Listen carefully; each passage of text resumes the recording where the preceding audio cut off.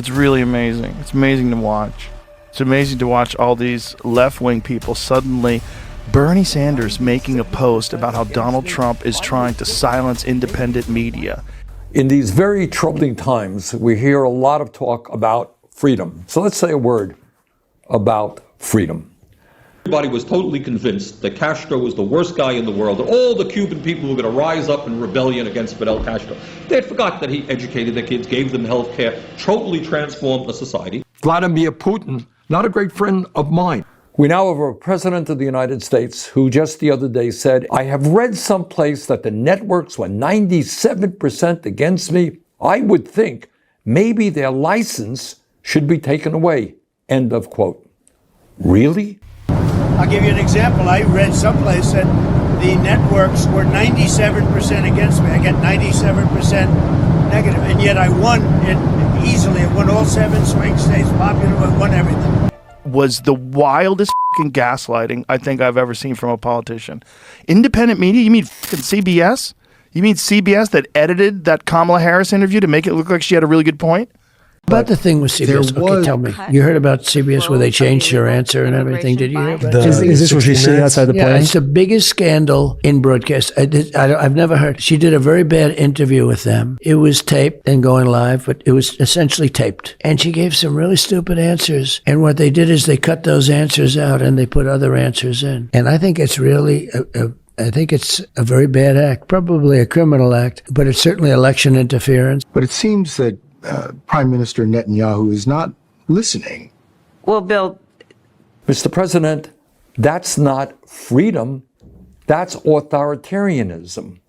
Last I heard, under our Constitution, which you swore to uphold, the American people are allowed to criticize the president. The media is allowed to criticize the president or anybody else.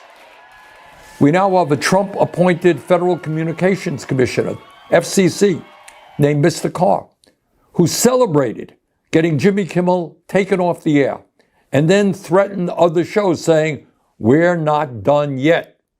Administration in power was typically the subject of most of his jokes, as would seem to be the case now. I mean, these are comedians we're talking about. This is not the news. Well, look, I can tell you, Jimmy Kimmel is no Johnny Carson, and the issue that arose here where lots and lots of people were upset was not a joke. It was not, making fun or pillaring me or the administration or the president. It was appearing to directly mislead the American public about a significant fact of probably one of those significant political events we've had in a long time. If they're 97% against, they give me only bad publicity or press. I mean, they're getting a license. I would think maybe their license should be taken away. It will be up to Brendan Carr. I think Brendan Carr is outstanding. He's a patriot. He loves our country, and he's a tough guy. So we'll have to see. Hey, Mr. Carr, that's not freedom. That's precisely what happens in authoritarian societies. When it comes to the internet, we want, wide open, robust, debate, and there's no public interest standard there. There's no licensing obligation there. But again, broadcast TV is simply different. Particularly during COVID, we saw this massive surge in censorship. You ever notice how the loudest people screaming about free speech are the same ones who spent decades trying to silence it? Because here, in 2025, Bernie Sanders is suddenly warning America that Donald Trump is suppressing free speech. So let us be honest, let's be clear about what is going on. Bernie Sanders is lecturing America about free speech, while his own history of supporting censorship is one of the most appalling in modern politics. Trump has sued and tried to intimidate ABC, CBS, the Associated Press, PBS cut their funding, NPR cut their funding, anybody who covers him critically. This is crazy. Yeah. Freedom is not just flattering the President of the United States and telling him how great he is. Freedom is the right to express your point of view, no matter what that may be, without government interference. US talk show host Jimmy Kimmel has broken down during his first opening monologue since his show was suspended. A 57-year-old apologised for comments relating to the death of conservative commentator Charlie Kirk, which meant his show was taken off air. It was never my intention to make light of the murder of a young man. I don't think there's anything funny about it. Maybe what you're saying is right. Maybe what you're saying is wrong. Maybe what you're saying is brilliant. Maybe what you're saying is dumb. But in the United States of America, what our Constitution is about is having the right to say it. And we must not allow anybody to take away that basic freedom, that most important freedom, away from us. Back in the 1980s, Bernie didn't just visit socialist Nicaragua. He defended the Sandinista regime when it shut down the independent newspaper La Prensa. He claimed wartime justified censorship. Yes, the Bernie Sanders who today cries about authoritarianism literally supported a government silencing journalists. Ronald Reagan has decided that Nicaragua is a terrorist nation. And if this guy is the foreign minister of a terrorist nation, then they should get another foreign minister. Sanders repeatedly praised Cuba's education and health care, while downplaying Havana's brutal crackdown on dissent, political imprisonment, and total chokehold on press freedom. Everybody was totally convinced that Castro was the worst guy in the world, that all the Cuban people were going to rise up in rebellion against Fidel Castro. They had forgot that he educated their kids, gave them health care, totally transformed the society. Imagine saying that today and pretending you're a defender of free speech. You know, not to say that Fidel Castro or Cuba are perfect, they are certainly not. For years, Sanders has pushed to overturn Citizens United, which the Supreme Court defined as protected political speech.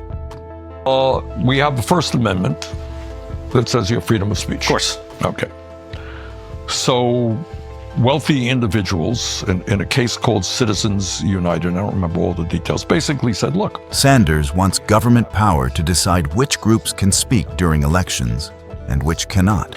So people go into the court and say, look, I have a First Amendment right to tell the people of America how I feel about an issue or a candidate. The Supreme Court says no. We have campaign finance. There's campaign finance law which limits the amount of money you can spend on a campaign. His proposed Saving American Democracy Amendment literally aimed to strip corporations and organizations of the same free speech protections individuals have. Whether you love or hate corporate money, it's still speech under the First Amendment. And Bernie wanted to censor it. Unlike Donald Trump, let's be clear, I do not think that Kim Jong-un is a good friend. I don't trade love letters with a murdering dictator. Vladimir Putin, not a great friend of mine. Put it all together, and you get a clear pattern.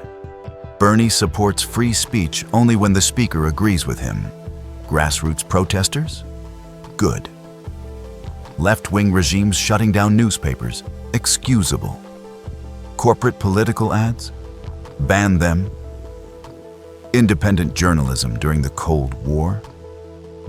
Dangerous. This isn't a philosophy.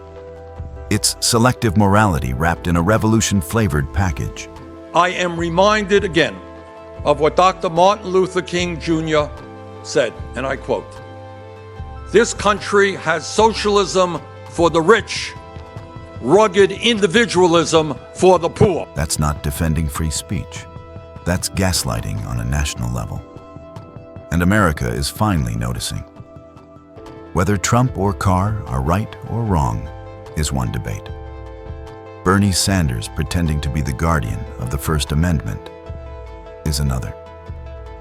Free speech isn't free if it only applies when Bernie Sanders likes what you say.